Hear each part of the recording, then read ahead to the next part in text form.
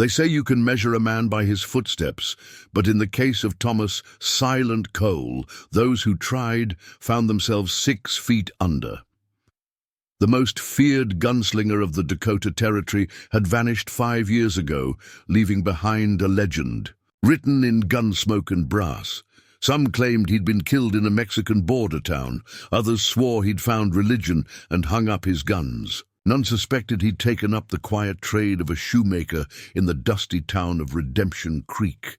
Join me today as we uncover the tale of a man who traded his gun oil for leather polish, only to discover that some reputations can't be outrun. Before we begin, make sure you're subscribed, because tomorrow's story about the Ghost Rider of Thunder Valley will leave you breathless.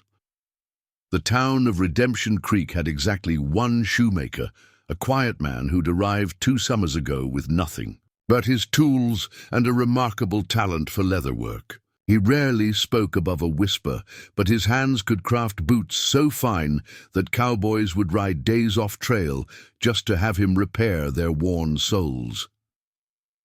Martha Chen, who ran the general store across the street, often wondered about the sadness in the shoemaker's eyes. She'd seen that look before in soldiers returning from the war, the gaze of a man who'd witnessed too much and spoke too little. The trouble began when the Hawkins gang rode into town, their reputation preceding them like thunder before a storm. 6 hard men led by Jackson Hawkins, a killer with dead eyes and a smile that never reached them. They'd left 3 banks empty and twice as many lawmen dead across 2 territories. "Boots need fixing," Hawkins announced, kicking open the door, to Cole's shop. The late afternoon sun cast long shadows through the doorway, highlighting the dust motes dancing in the air. "Heard you're the best there is." Cole didn't look up from his workbench, where he was carefully stitching the sole of a rancher's boot.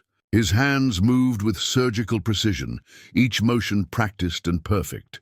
2 days, he whispered, still focused on his work. "Payment in advance." Hawkins laughed, an ugly sound that made the shop's windows seem to rattle. "Maybe you don't understand how things work around here now, friend. We take what we want, and right now I want these boots fixed." Cole finally looked up, his measuring eyes taking in every detail of the men before him. His gaze lingered briefly on their gun belts, noting the worn leather and distinctive tooling. Something flickered in his expression. Recognition, perhaps, or memory. 2 days, he repeated softly. "Payment in advance." One of Hawkins' men, a scarred brute named Reeves, stepped forward menacingly. "Boss asked nice, bootmaker. Won't ask twice." Martha Chen watched from her store window as 2 more of the gang positioned themselves outside Cole's shop. She'd seen this pattern before, the way they spread out, the calculated intimidation. Last time she'd witnessed it, her husband had died trying to protect their store in San Francisco. But something was different this time. The shoemaker's calm seemed to unnerve the outlaws, like wolves encountering a creature they couldn't quite understand. His silence carried weight. His stillness suggested strength rather than fear. "You know," Hawkins said, leaning on Cole's workbench, "last man who refused us ended up wearing his boots in an early grave. 6 feet of earth has a way of changing a man's perspective on business matters." Cole set down his tools with deliberate care, each movement precise as a clock's. "Gears." His hands, when they came to rest on the workbench, showed calluses that didn't come from leatherworking alone. "I recognize those boots," he said quietly, nodding toward Hawkins' feet. "Custom work from Antonio's shop in Laredo. The man who owned them originally was a Texas Ranger named Phillips." The temperature in the shop seemed to drop 10 degrees. Hawkins's face hardened, his hand drifting toward his gun. And how would a simple bootmaker know something like that? Cole's reply was soft as prairie wind, but it carried to every corner of the suddenly silent shop.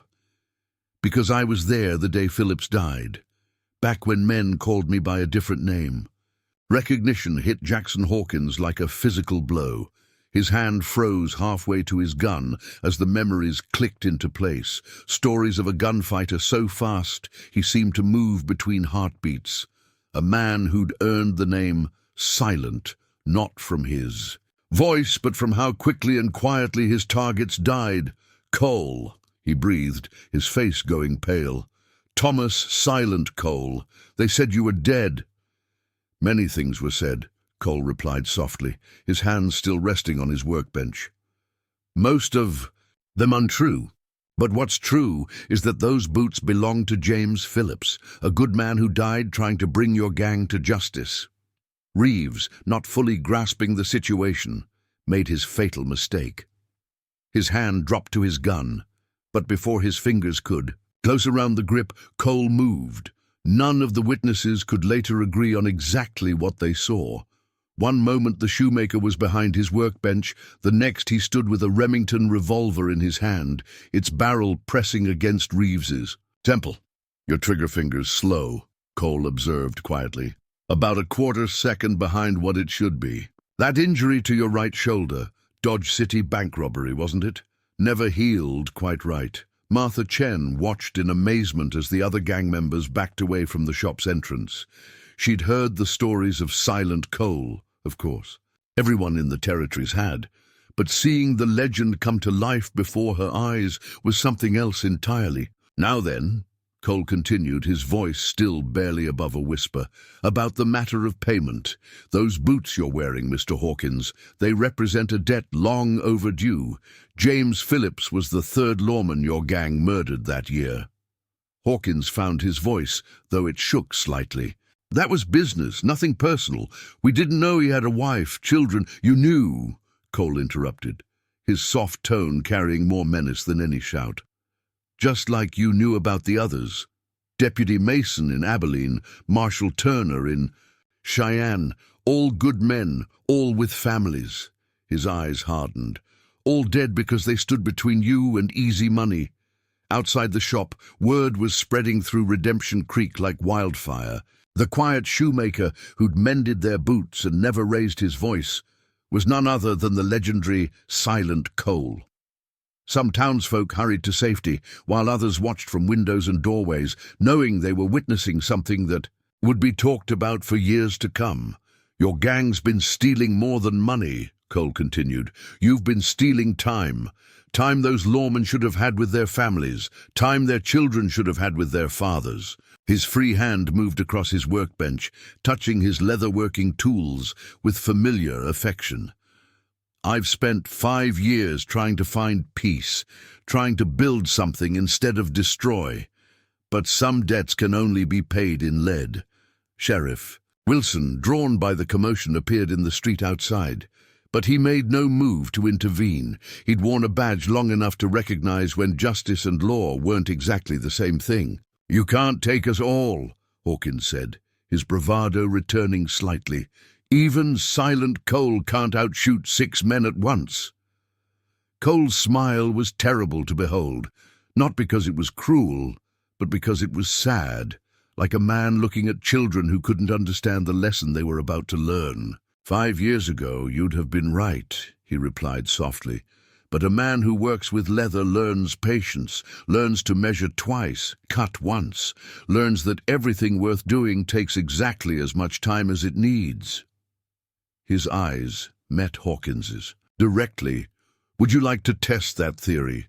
The tension in the shop had reached a breaking point. Every man present knew that the next few seconds would determine who lived and who died. And as the afternoon sun cast long shadows through the windows, Silent Cole prepared to remind the world why his legend had never truly died. What happened next would be debated in saloons across 3 territories for years to come. Some said Silent Cole moved faster than human eyes could follow. Others claimed he'd somehow drawn and fired before the outlaws could even think about their guns. The only thing witnesses could agree on was the outcome. Reeves fell first, trying to twist away from Cole's gun at his temple. His movement was quick, but Cole was quicker. A single shot, barely louder than a whisper, and Reeves crumpled without even clearing leather. The remaining gang members reacted instantly, but Cole had already moved. He seemed to flow like water between the bullets, each step precisely measured, each shot finding its mark with surgical accuracy. 2 more outlaws fell before they could properly aim, their guns unfired in their hands. "That's for Deputy Mason," Cole whispered, his voice carrying in the sudden silence. "And Marshal Turner." Hawkins and his remaining men had scattered for cover, but Cole had positioned himself perfectly. The afternoon sun through the windows cast their shadows on the wooden floor. Shadows Cole had studied for 5 years of watching customers enter his shop. "A man who makes boots," Cole continued softly, "learns to read the way people move, the weight they put on each foot, the way they balance." Another shot rang out, followed by a cry of pain. "Your man by the door favors his left leg. Old wound from the Silvertown robbery. Makes him predictable." Martha Chen watched in awe as the quiet shoemaker she'd known transformed into something else entirely. Not a brutal killer, but an instrument of precise justice. Each movement was measured, each shot carefully placed. He wasn't just out-shooting the outlaws, he was out-thinking them. "Last chance, Hawkins," Cole called out. "Throw down your guns. Let the law take its course." Hawkins' response was a desperate fusillade of shots that splintered the workbench and sent leatherworking tools flying. But Cole had already moved again, appearing like a ghost behind the gang leader. "You're standing exactly where James Phillips stood," Cole said quietly, "when you shot him in the back. I measured the boot prints in the dust that day, just like I measure them now. The final exchange was almost too fast to follow." Hawkins spun, his draw speed legendary in its own right. But Cole's gun seemed to materialize in his hand between one heartbeat and the next. 2 shots rang out simultaneously. Hawkins staggered, his unfired gun falling from nerveless fingers. He stared in disbelief at Cole, who stood untouched, gun still raised. "Impossible," Hawkins gasped. "Nobody's that fast." "Not speed," Cole corrected gently. "Precision, like stitching a perfect seam or measuring a boot just right. Everything in its proper time and place." Sheriff Wilson finally stepped into the shop, surveying the scene with professional interest. None of the outlaws were dead. Each shot had been carefully placed to wound and disable. "5 years of peace," Wilson observed. "Why come back to this life?" Cole holstered his gun with the same careful precision he showed in all things. "Some debts have to be paid," he replied softly. "Some wrongs need to be righted." He turned back to his workbench, straightening his scattered tools. "But that's done now." By sunset, the Hawkins gang was safely in custody, their reign of terror ended by a quiet man with a leather apron and steady hands. The legend of Silent Cole would grow even larger, but in Redemption Creek he would always be known simply as Thomas, the shoemaker who measured twice and shot once. "Will you stay?" Martha Chen asked him later as he cleaned up his shop. Cole picked up a half-finished boot, studying it with the same care he'd shown during the gunfight. "A man's path is like a boot's sole," he replied softly. "It wears where it's meant to wear, takes him where he's meant to go."